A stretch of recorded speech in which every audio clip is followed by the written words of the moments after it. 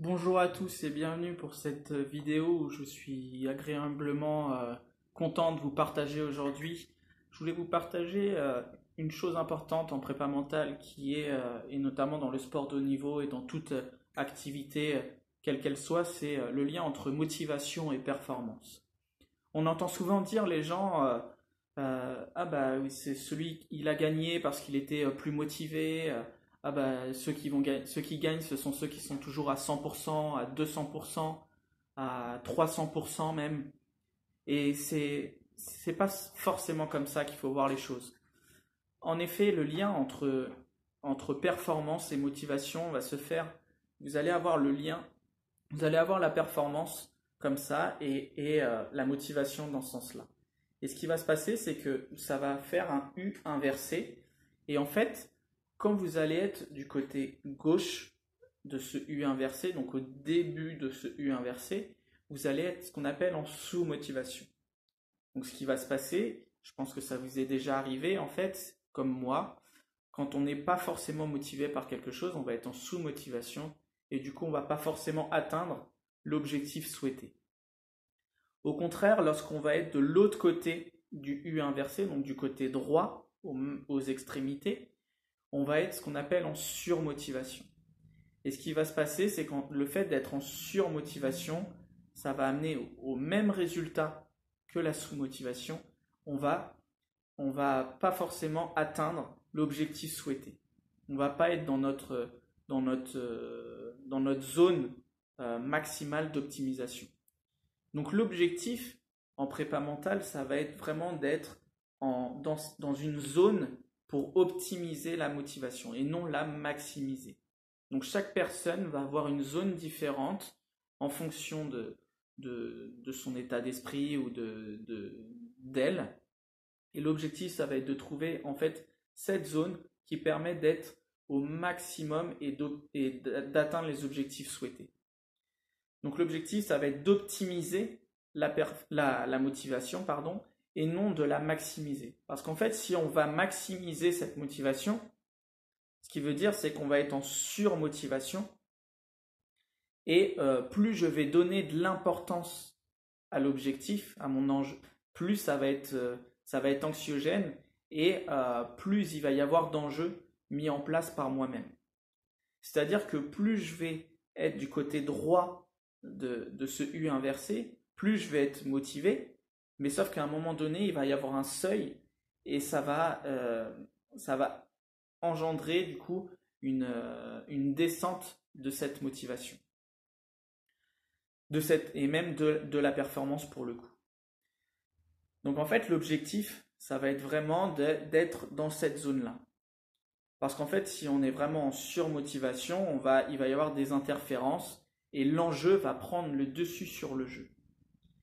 Donc je vous invite vraiment en fait lorsque vous avez un objectif qui est important pour vous, pour éviter d'être dans cette surmotivation, de prendre du temps pour vous, d'avoir un objectif secondaire qui gravite ou d'autres objectifs qui peuvent graviter autour de l'objectif principal.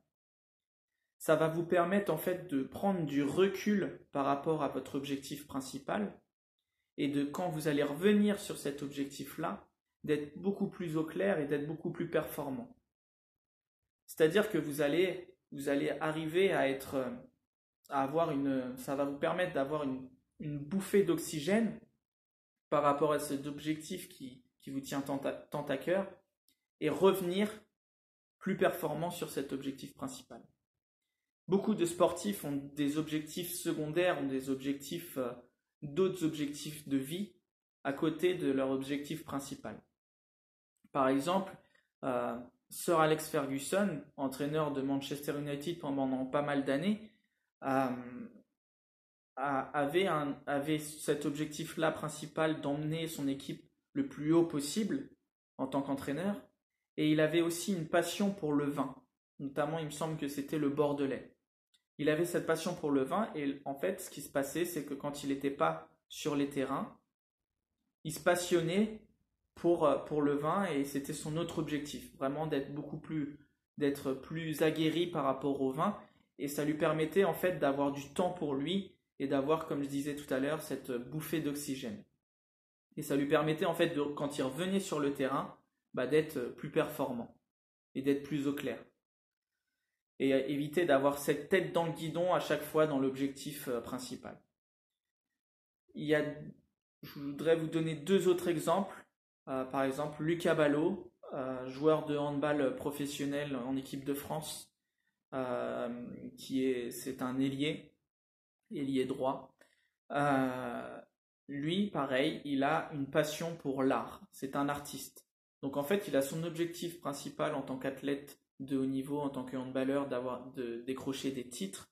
Et à côté de ça, lorsqu'il n'est pas sur les terrains, il fait des tableaux, c'est un artiste. Et il se passionne pour ça et ça lui permet vraiment d'avoir du temps pour lui et d'éviter toujours de penser à cet objectif principal qui parfois peut être un peu anxiogène et de prendre pas mal de place dans la vie de sportif. Le dernier exemple que je voulais vous partager, c'est celui de Simonet, pareil, un handballeur du MHB, Montpellier Handball, argentin, très, très bon joueur que j'apprécie énormément. J'ai eu la chance de le côtoyer et pareil, lui c'est comme Lucas Ballot, en fait, c'est un artiste. Donc il fait des toiles et ça lui permet de prendre du temps pour lui, d'avoir une bouffée d'oxygène vraiment en dehors de cet espace qui peut prendre du temps et qui peut des fois être un peu anxiogène.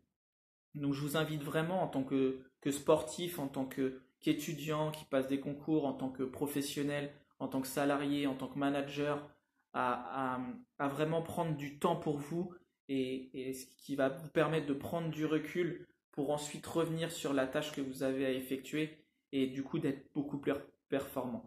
Donc ça peut être par exemple aller au cinéma, voir de la famille, ça peut être voir des amis, voyager, toutes ces choses-là qui peuvent pendant un certain temps vous éviter de penser à cet objectif principal et revenir beaucoup plus performant. Voilà, c'est vraiment ça que je voulais vous partager. Donc, si vous avez apprécié cette vidéo, n'hésitez pas à mettre un pouce bleu et à partager, liker et commenter. Je serai ravi de pouvoir répondre à vos questions ou à vos suggestions. Je vous souhaite une bonne journée et puis à bientôt. Ciao!